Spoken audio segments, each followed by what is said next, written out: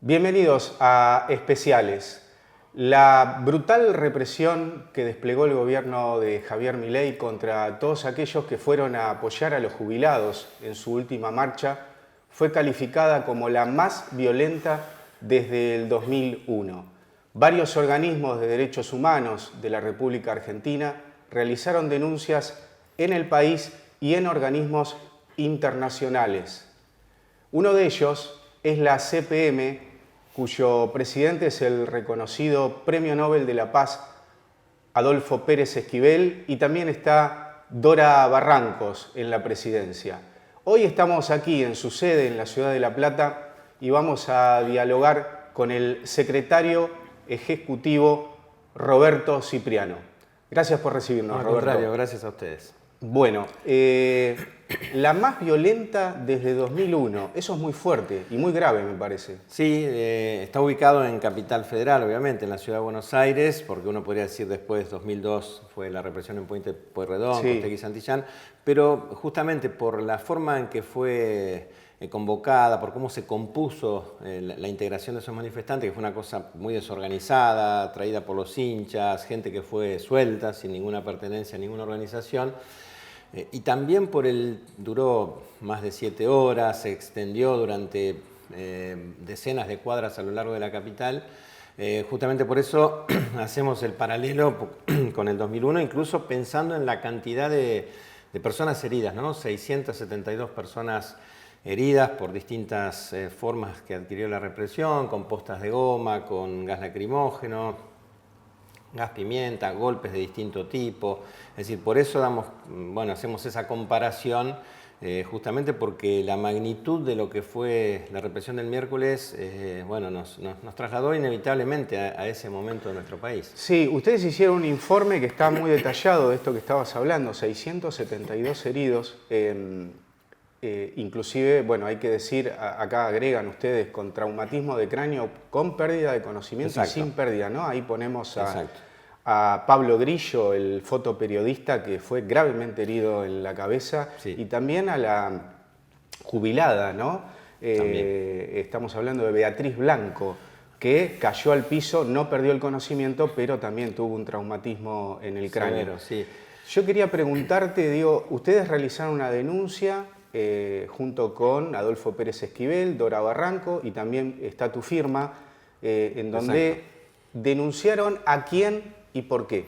Denunciamos distintos hechos de violencia, de agresión de la Fuerza de Seguridad, entre ellos la de Grillo, la de Beatriz, y otra serie de hechos que tienen que ser investigados. Aportamos muchas fotografías, videos.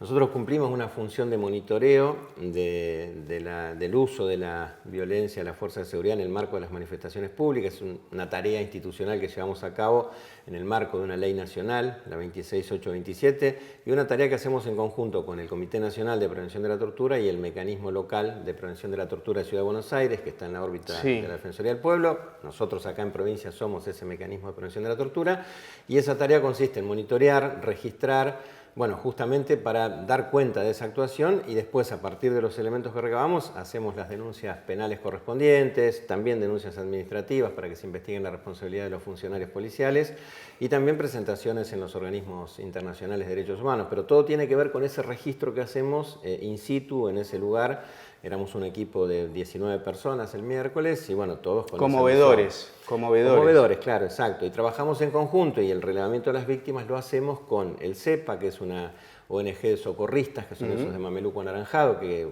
quien va en las imágenes televisivas puede verse que están ahí socorriendo a las personas heridas, y también con postas de salud que se organizan de profesionales que asisten a heridos, ¿no? De ahí tenemos todos esos datos que vamos construyendo, más la información que nosotros relevamos. ¿La denuncia es contra Bullrich o contra las fuerzas represivas? Bueno, para que se investigue la responsabilidad de los agentes que cometieron esos hechos, y también las responsabilidades políticas de la ministra de Seguridad y de quienes estuvieron dirigiendo todo el operativo. Había varios altos funcionarios de cada fuerza ahí. Sí, Roberto, lo que sobresalió en esa marcha fue el tiro de gas lacrimógeno a la cabeza de Pablo Grillo, que fue algo tremendo. Esa arma estaba prohibida desde 2010 con posterioridad al hecho del maestro Carlos Fuentealba, Claro. que murió con una de esas postas aquí en la nuca. Exactamente. La ministra la volvió a habilitar mediante un DNU. Digo, también vamos a hablar, ¿no? Un gobierno que se maneja continuamente con DNU. La volvió a habilitar en el 2023 con el protocolo antipiquetes. Sí, y además de eso, además de que, como bien decís, estaba prohibido por la letalidad, ¿no? Por las posibilidades de matar que tiene ese arma, que está definida como no letal, pero bueno, Fuentealba es el ejemplo de que fue letal. Hay protocolos que indican que la tienen que tirar a 45 grados hacia arriba, Sí. ¿no es cierto? No directo hacia los manifestantes, y hay un gran cúmulo de imágenes, nuestras y de otros medios también, de otras organizaciones, que dan cuenta que se disparaba de manera recta hacia los manifestantes, ¿no? Es decir, por fuera de todos los protocolos. Lo mismo pasa con las postas de goma, que tienen que tirarse la cintura para abajo, y hay decenas de personas heridas en la cara, en el pecho, porque también disparaban a la cara, ¿no? Es decir, hay un incumplimiento total de todos los protocolos. Esto implica actuar fuera de la ley, fuera de los marcos establecidos, y provocan hechos muy graves como este de Pablo Grillo, ¿no? Sí, ahora, con respecto a esto, digo, porque de pronto surge que los hinchas, en principio fue un club que fue a apoyar a los jubilados, y de pronto surge esto, bueno, los hinchas, ¿quiénes son los hinchas? Somos todos los hinchas, ¿no? No Sí. eran los barras, digo, el gobierno intentó forzar esta idea de que eran barras. Exacto. Y con esa idea, inmediatamente, digo, actúan por decreto modificando normativa para impedir a los supuestos hinchas ingresar a la cancha si iban a ir, para disuadir. Digo, todo el tiempo buscan atemorizar, infundir miedo, terror. Digo, ¿cómo se hace con un gobierno que está cambiando las leyes por decreto, minuto a minuto? Ahora va a cambiar otra normativa más para ir contra los barras y las instituciones. Después de esto, porque todo esto continúa. Digo, ¿cómo se hace con un gobierno que gobierna por decreto? Bueno, es un problema porque lo que está en juego es ni más ni menos que las instituciones republicanas de gobierno, ¿no? Y en ese sentido se está dejando de lado la función del Poder Judicial, del Poder Legislativo, pero también hay un Poder Judicial que ha desertado de su tarea de control de la normativa vigente, de las garantías constitucionales. Perdón, te detengo. El poder, es bastante grave esto, digo, el Poder Judicial ha desertado. Claro. De las normativas que tiene que... Ha desertado, claro, de su función de contralor del poder punitivo del Estado. Esa es la función del poder, ¿no? Judicial, sí. Penal. Y ha desertado porque nosotros y muchas otras organizaciones han hecho decenas de denuncias penales sobre hechos que se vienen produciendo desde la aplicación del protocolo antipiquete, y vemos que esas causas en general no avanzan, ¿no? O que se archivan o que directamente quedan en un cajón. Entonces, ¿Qué avanzan? Las de la ministra Bullrich.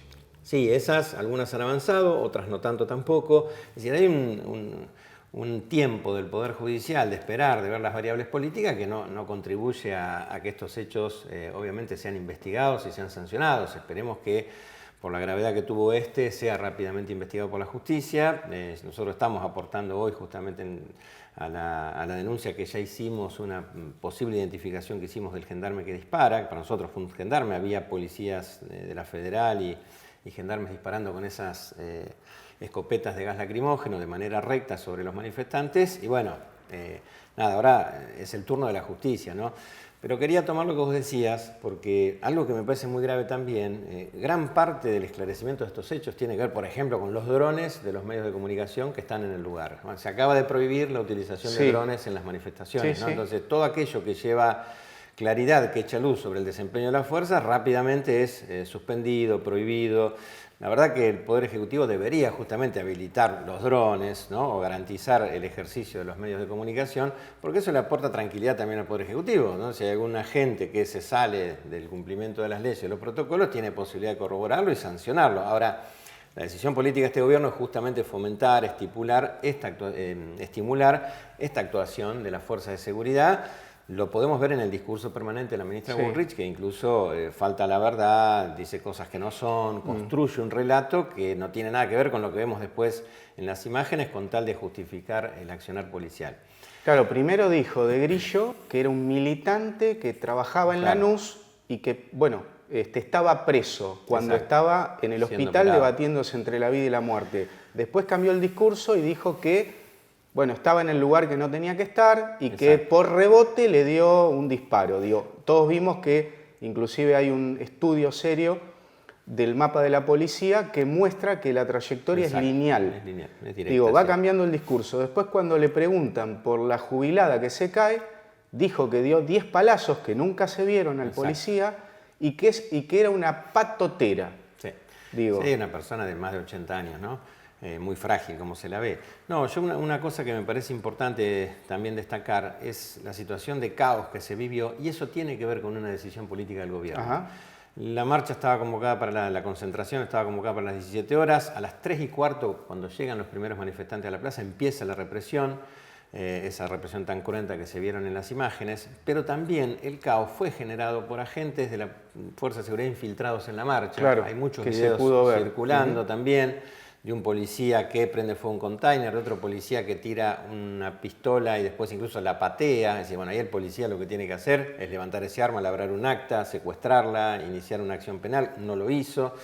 Y el patrullero, que extrañamente es abandonado, Lo dejan con las abandonado, puertas claro. abiertas, ¿no es cierto? Aparecen, después que lo dan vuelta, aparecen todos encapuchados que lo prenden fuego. Es decir, todos estos hechos, si uno recuerda la manifestación del año pasado, cuando prendieron fuego el móvil de Cadena 3 también, Igual. son casos que nunca son identificados cuando está lleno de cámaras y podría hacerse el seguimiento de los Sí. responsables. Nunca aparecen los responsables. Entonces, bueno, hay una práctica también de la Fuerza de Seguridad de infiltrar las manifestaciones para promover ese caos. Que sin duda es una decisión política porque el gobierno debe evaluar que eso le reporta algún rédito, ¿no? Para Sí. presentar a los manifestantes como unos violentos.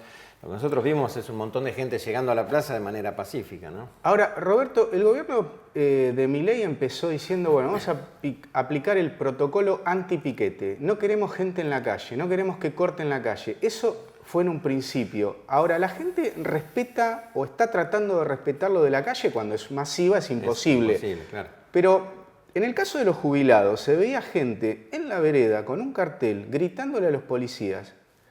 Y el policía lo mira y le tira así, vulnerable como está, le tira gas lacrimógeno a uno que estaba parado, sin decir nada también. Digo, gente grande, digo, ya no es la gente en la vereda, no queremos la gente reclamando en la calle. Claramente el intento es amedrentar, intimidar, que la gente tenga miedo a manifestarse, de ir a la plaza, ¿no? De protestar. Eso es lo que están intentando. Vos ves también la motorizada sobre las veredas también empujando, golpeando a la gente, ves la infantería que a veces también se sube a la plaza o a la vereda para reprimir, es decir, contrariando incluso el propio protocolo. Ahora, lo que vemos también en este monitoreo que venimos haciendo, que llevamos más de 70 manifestaciones monitoreadas, es que quienes cortan la calle e impiden el tránsito son los propios cordones de las fuerzas de seguridad, Claro. ¿no? Entonces, bueno, realmente hay entre lo que se plantea como objetivo y lo que se hace después, hay una diferencia muy grande que tiene que ver, insisto, con una decisión muy clara del gobierno de impedir la manifestación, ¿no? Lo cual es un hecho muy grave porque es un derecho constitucional que todos tenemos, ¿no? Y vuelvo con esto, digo, porque es grave por este sentido. Digo, ustedes publicaron un documento hace unos días atrás en donde muestran o tratan de mostrar que está en riesgo la democracia con las acciones del gobierno de Milei. Pero te hago un raconto para ver cómo actúa el gobierno. Digo, los hinchas dicen que van a apoyar a los jubilados. La ministra modifica una reglamentación para que cualquier hincha no pueda ir a la cancha si es encontrado como haciendo incidentes en la vía pública. Sucede lo de la marcha. Ahora la ministra va por una ley antibarras en donde quiere meter a los barras y también a los dirigentes. Y hoy, en el día de hoy, la ministra denunció, además de a la jueza, que la jueza dijo, no tengo nada, no me trajeron ningún elemento, no todos libres. Además, denunció a todos los que fueron a la marcha, digo a todos, ¿no? A cualquiera que puede ir a... Lo quiero leer, ¿no? Por sedición, atentado al orden constitucional y asociación ilícita. Entre los argumentos por amedrentar o intimidar a las autoridades, a la sociedad, o romper cosas, etc. Digo, esto también es una modificación, una ley que fue aprobada por el Congreso, que es la ley antimafia. Tal cual. Digo, hoy cualquiera está en libertad condicional. Sí, tal cual. Son violaciones graves, ¿no?, de las garantías constitucionales. Lo hicieron hace muchos años en otro gobierno, otro signo político, con la sanción de la ley antiterrorista. Lo que permiten estas leyes, la ley antiterrorista, la ley antimafia que se sanciona ahora, es justamente eso, poder caracterizar a gente que está protestando, que está reclamando por un derecho, caracterizarlo como terrorista, como grupo mafioso. Más de 3 personas que se juntan es un grupo mafioso para la nueva ley. Y bueno, y en esto, justamente en los hechos que suelen ocurrir cuando hay una manifestación y se genera un conflicto, cabe perfectamente dentro de la ley. Entonces, esto agrava las penas, esto genera, ¿no?, obviamente impedimentos de salir escarcelado. Entonces, es muy grave lo que está pasando porque están cercenando derechos esenciales, derechos básicos. Te decía recién que acá es importante lo que haga el Poder Judicial con esta normativa. Afortunadamente, la excepción de lo que estaba mencionando anteriormente fue el fallo de la jueza Andrade, que dijo: no me trajeron las actas con la descripción de los hechos ilícitos que le pretenden imputar, no me trajeron los procedimientos de manera como tienen que hacerlo, los dejo a todos en libertad, después que la justicia investigue si hay responsable de delitos y ahí ordenaremos nuevas detenciones. Pero bueno, realmente la jueza hizo lo que el Poder Judicial tiene que hacer, ¿no? Y así todo es denunciada y atacada por la ministra porque, bueno, lo que quieren es un Poder Judicial también sometido a los intereses del poder, ¿no?, que es lo que estamos viendo con preocupación. ¿Cómo calificas al gobierno de Milei ante estos hechos? Es un gobierno autoritario que cada vez profundiza ese autoritarismo, avasallando las instituciones, atentando contra los principios republicanos de gobierno. Realmente estamos en una pendiente muy peligrosa, muy grave. La democracia está en peligro como sistema, ¿no?, de gobierno de nuestro país. Creo que es un hecho inédito desde el regreso a la democracia, cómo se han, en ese sentido, bueno, horadado las instituciones, cómo se han afectado el funcionamiento de las instituciones. La respuesta es una respuesta obviamente política, es de los sectores de la política y también de nuestra sociedad, ¿no?, hasta dónde estamos dispuestos a tolerar, a justificar, porque en eso, y otro dato es justamente la ampliación enorme de los fondos de la CIDE, ¿no?, los fondos reservados, los fondos que se utilizan para todo este tipo de maniobras, fondos que no se rinden, que no sabemos para qué se usan. Que no eran reservados y el gobierno los volvió a poner reservados. Exactamente, entonces todo eso va generando una decisión del gobierno, ¿no?, a partir del uso de recursos públicos para operaciones que nunca son informadas, que rozan o son directamente ilegales. Entonces, bueno, estamos en una situación de mucha complejidad. Sabemos que los espías en Argentina no han cumplido la función que decían las leyes de analizar los problemas, los riesgos, ataques exteriores, ataques externos que puede tener nuestro país, sino que los espías están al servicio de los intereses de la política, extorsionan gente, los carpetazos. Eso no es nuevo en Argentina, creo que eso se ha exacerbado, se ha extremado. Entonces, también todos estamos en peligro de un carpetazo, de una denuncia. Sí. Bueno. Ustedes, en el informe que hicieron titulado Ataque a la República, Democracia en Riesgo, bueno, marcan distintos puntos. Entre esos, la designación de jueces por decreto, el uso excesivo de decretos y la amenaza de intervenir la provincia de Buenos Aires por el supuesto baño de sangre, digo. ¿Por qué este documento con título tan fuerte? Por la preocupación enorme que tiene la Comisión por la Memoria, porque bueno, la designación por decretos de la Corte Nacional, ¿no?, es realmente gravísimo. El decreto de necesidad de urgencia es una herramienta que tiene el presidente cuando el Congreso no funciona. Ahora, cuando el Congreso está funcionando, tiene que mandar lo que cae dentro de la órbita del Congreso, de acuerdo a la Constitución, lo tiene que mandar al Congreso para que el Congreso evalúe, apruebe o no apruebe. Bueno, Milei lo que está haciendo es gobernar por decreto de necesidad de urgencia. Se asemeja justamente ese accionar a lo que eran los viejos decretos ley del gobierno de la dictadura, digamos, ¿no? O sea, son decretos que hace el Ejecutivo sin pasar por el Congreso, antes porque el Congreso estaba suspendido, ahora porque el gobierno decide que el Congreso no funcione de acuerdo a cómo tiene que funcionar, ¿no? Entonces, por eso es la gravedad que analizamos de los hechos y además porque designar por comisión a los jueces de la Corte también saltea procedimientos constitucionales. Estaban los pliegos en el Congreso, estaba tramitando esa designación. Van como todo el tiempo corriendo los márgenes de la legalidad y eso debe alertarnos porque realmente cuando dejan de cumplir las leyes, cuando todo el tiempo van forzando el cumplimiento de las leyes, por eso decimos vamos hacia un proceso autoritario y eso puede culminar, por supuesto, en una dictadura, ¿no? Sí, claro. La preocupación es ahora... va a haber una nueva marcha, digamos, todo lo que el gobierno hizo o intentó hacer para que la gente no vaya, redobló la apuesta, digo. Hoy escuchaba a la jubilada Sí. que salió en la radio y dijo, voy a ir. Y voy a ir acompañada, la que golpeó el policía, la que tiró. Sí, sí, sí, sí. Y voy a ir y voy a estar ahí. Y creo que tengo que ir con más ganas.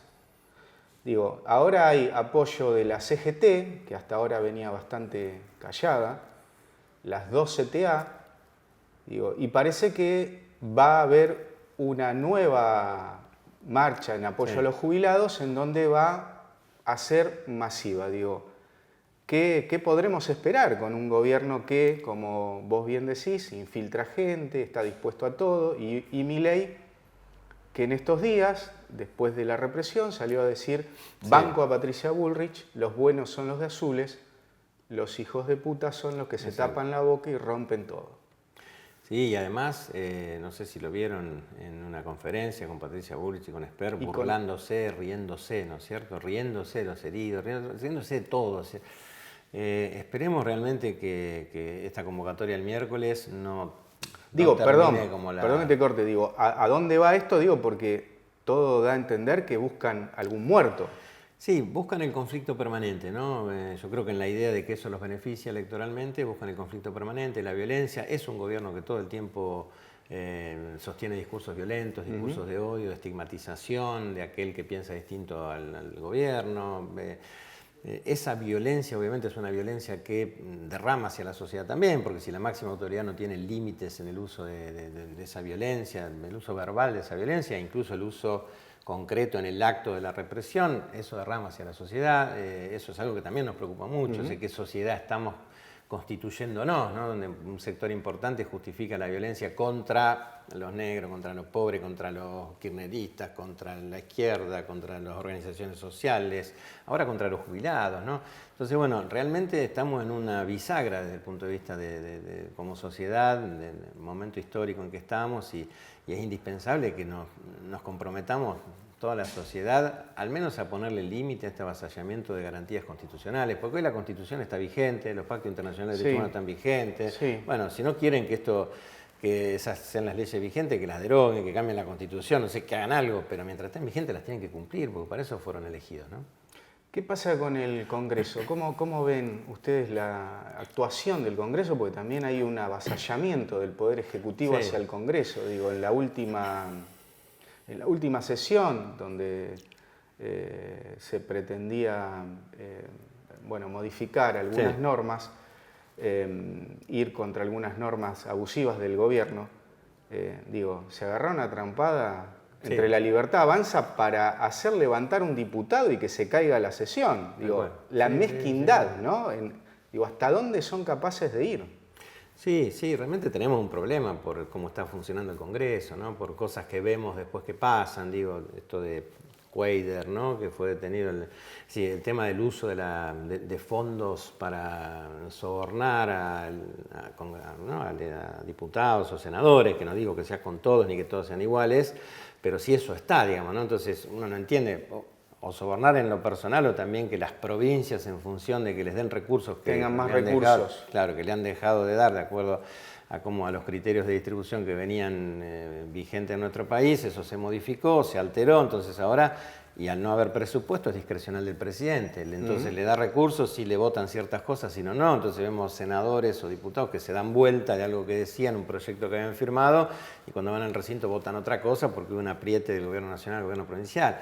Eso es lo peor de la política, ¿no? Eso justamente no nos lleva a ningún lado, excepto una degradación total, a que no sea creíble todo lo que pasa ahí adentro, que la gente reniegue de la política. Yo creo que eso es lo que quiere este gobierno también, ¿no? Desprestigiar a la política, que es la única que puede transformar esto, porque la única que puede modificar esto es la política, y que la sociedad se meta más en la política, y haga política, y milite, y trabaje por las ideas que están... Bueno, este gobierno hace todo lo contrario, ¿no? Lo único que genera es la reacción en redes, el incremento de los discursos de violencia y la violencia en la sociedad, y el desprestigio de la política, como para directamente decir, bueno, la política no sirve, lo único que sirve es alguien como yo, dice Milei, que toma decisiones y que tiene claro dónde ir, y entonces vayamos hacia ahí. Y inclusive hay un nuevo perfil de diputado, digo, el diputado que se expresa en la Cámara. Yo no lo había visto nunca, ¿eh? Mirá que desde los 90 que uno va viendo cómo actúan los diputados, pero mal o bien, digo, algunos se hacían cargo y decían yo voto en contra, voto a favor. Digo, pero hoy tenemos diputados que te hacen un discurso contra el gobierno y después por atrás levantan la mano a favor. Claro, es lo que Digo, mencionábamos es un recién, nuevo, claro. un nuevo perfil de diputado. Sí, uno no va a decir que no, durante todos estos años, como decís vos, hemos visto cada cosa. No, pero la verdad que así tan impunemente... Votaban leyes con un cafetero que los sentaban, ¿te acordás? En la bueno, hemos visto cosas tremendas. Pero esto sí, llama mucho la atención porque, bueno, justamente es como muy burdo, muy visible, ¿no es cierto? Es algo que dice, bueno, en la provincia le dieron tanto, listo, cambió el voto. Este senador, sorpresivamente, cambió el voto. Después aparece en Paraguay con un montón de miles de dólares, ¿no es cierto? A último momento, claro. Entonces, bueno, ¿no? claro. Yo creo que hay un intento del gobierno por generar eso, ¿no? Esa degradación, insisto, de la política, ese desprestigio, que la gente suponga que la política no es la forma de cambiar esta realidad. Entonces ahí tenemos un problema, porque la gente cree que la política no sirve para nada, que no es con la política que cambiamos la sociedad. ¿Cómo se cambia si no? Bueno, lo que te queda si no está la política es la violencia, ¿no? Y confiar en alguien mesiánico que a través de la violencia cambia esa realidad. Bueno, sabemos que eso conduce al desastre y es lo que está pasando. Ahora, si no nos entendería, digo, hay mucha normativa o decreto, empezando por el 70/2023, ¿no? Sí. El decreto que modificó un montón de normativa, digo, y después los que han hecho en materia de seguridad, tomando sobre todo, digo, la ley antimafia, que es una ley básica y constitucional. Digo, ¿cómo es posible que tengamos esta normativa y no haya actuación de la justicia o no haya actuación del Congreso para decirnos eso es inconstitucional? El Congreso es quien sancionó la ley, con lo cual ahí tenemos un problema porque el Congreso, dentro de sus atribuciones, obviamente el Congreso puede sancionar leyes que son inconstitucionales, como es el caso, y ahí es donde aparece el rol de la justicia, que es la que interpreta la Constitución y quien tiene que decir si una ley es inconstitucional. Esperemos que eso pase, ¿no? Que haya jueces, como pasó con el decreto del 70, que hubo jueces que dijeron, bueno, este capítulo, esta parte es inconstitucional, no se puede aplicar, hubo medidas cautelares. Esperemos que eso pase, porque si no realmente estamos en problema. Y bueno, el efecto lo ves en eso, en la criminalización de un montón de gente. ¿Qué pasó justamente ahí con la movilización por la ley base? Es un montón de gente que quedó imputada por esos delitos, ¿no? Sedición, terrorismo, tuvo varios, hasta más de un mes detenida. Bueno, estamos al filo, ¿no? Al filo de que todas las garantías constitucionales conocidas desaparezcan y, bueno, esta ley es un paso en ese sentido. Tenemos la esperanza de que algún juez efectivamente intervenga y dé vuelta a esto, pero hay un entramado también de los jueces con el poder político, ¿no es cierto?, que tal vez siempre estuvo, pero nunca de manera tan clara, ¿no?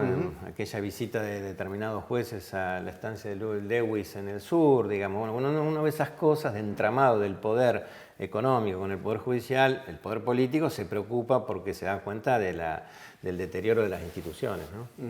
Bien, y ahí hay un rol importante, digo, de ustedes, de los organismos de derechos humanos que, están como veedores en las marchas, pero también tratando de denunciar y de levantar la voz, ¿no? Aquí en el país y también afuera, en la Corte Interamericana, digo. Sí, es necesario echarle luz a eso que pasa ahí, ¿no? Es necesario mostrar lo que pasa, relevarlo. Bueno, no sé si te acordás también el año pasado con que habían gaseado a una nena de 8 años y la ministra Bullrich salió en los medios a echarnos la culpa a nosotros, a los de chaleco rojo, que así nos identificamos nosotros en esa tarea que hacemos. Que fueron los que tiraron y al CEPA, a los de anaranjado, que son los socorristas, que éramos los que habíamos tirado el gas, ¿no? Sí, claro. O sea, bueno, todo el tiempo esa posverdad de la ministra es patente. Nosotros creemos que hay que visibilizar, que hay que mostrar, que hay que documentar. Esos informes los elevamos al Congreso Nacional, hacemos las denuncias correspondientes. Bueno, es un momento histórico muy convulsionado y muy complejo, pero sí tenemos que dejar testimonio, tenemos que dejar documentado esto que pasa para que, bueno, esperando que en algún momento nuestra sociedad haga un clic y efectivamente pueda ver lo grave de los hechos que este gobierno lleva a cabo, ¿no? Yo te agradezco queríamos tener esta charla con ustedes porque, bueno, consideramos que también es importante lo que hacen, dar cuenta de eso y, como vos decís, poner en evidencia ante la sociedad el rol que están teniendo, porque también está medio tapado esto. Se habla, algunos pocos medios dicen organismos denunciaron y quedan ahí. ¿No? Sí, después hay una construcción del gobierno también de un sentido negativo de los organismos de derechos humanos, ¿no? Aquel curro de los derechos humanos que mencionara Macri alguna vez, también lo utiliza este gobierno para desprestigiar, para decir son curros, es por guita, es por esto, qué sé yo. Bueno, es parte también de esa disputa de sentidos que están dando para que nuestra sociedad vea, aquellos que luchamos por el derecho, que luchamos por las garantías constitucionales, que nos vea como los enemigos, que lo que estamos haciendo es robar, ¿no? O vivir a costilla de la sociedad. Bueno, sí, es una disputa fuerte de sentido que en este tiempo histórico nos toca dar y bueno, estamos por supuesto dispuestos a darla y a seguir haciendo esta tarea, ¿no? A seguir haciéndola, porque es lo que nos toca, es lo que elegimos hacer. Bueno, son las funciones que tienen los organismos de derechos humanos, ¿no? Que son también organismos de control, como en este caso. Y ahí, digo, sumando a esa idea, me parece que no todos los que votaron, digo, una gran mayoría de los que votó a Milei, no piensa de esa manera, ¿no? No, exacto. Puede haber un grupo que piense de esa manera, pero no todos. La coyuntura fue muy particular también, veníamos en un proceso... El hartazgo. Claro, de hartazgo, una inflación muy alta, o sea, bueno, era el cambio, Milei expresaba el cambio, expresaba cosas que, bueno, hoy hay mucha gente también desahuciada, los procesos políticos a veces están vinculados con otras variables, lo económico, la situación personal de cada uno, y no se ponen muchas veces en valor este tipo de cuestiones, por eso creemos, como vos decís, que no es tampoco toda la gente que votó a Milei lo que piensa esto, sino algunos sectores, algunos grupos nada más, ¿no? Pero bueno, son también esos grupos que profundizan los discursos de odio contra las minorías, ¿no? Sexogenéricas, contra los pobres, a quienes se estigmatiza todo el tiempo, contra los delincuentes, entre comillas, seleccionando que los delincuentes son los motochorros y no los grandes empresarios que evaden impuestos y se fugan toda la guita al exterior, o los políticos que hacen eso. Bueno, nada, son todos debates que tenemos que dar, que tenemos que promover porque hay que pensar mucho sobre esta sociedad y qué sociedad queremos tener como país, ¿no? Sí. Además destacar, digo, el rol de Adolfo Pérez Esquivel, que digo que con su edad y todo, ¿no? Sigue en la calle, sigue peleando, sigue levantando la voz, ¿no? Y digo, eso es valorable. Sí, ¿no? Totalmente, sí, más de 80 años y con una vitalidad, una energía, una gana de lucha como hoy escuchaba a la jubilada. Así que bueno. Gracias, Roberto. Gracias a ustedes por visibilizar Roberto Cipriano, de la CPM. Bueno, nosotros nos despedimos hasta una nueva emisión de Especiales, como siempre, por Realpolitik Televisión. Chau.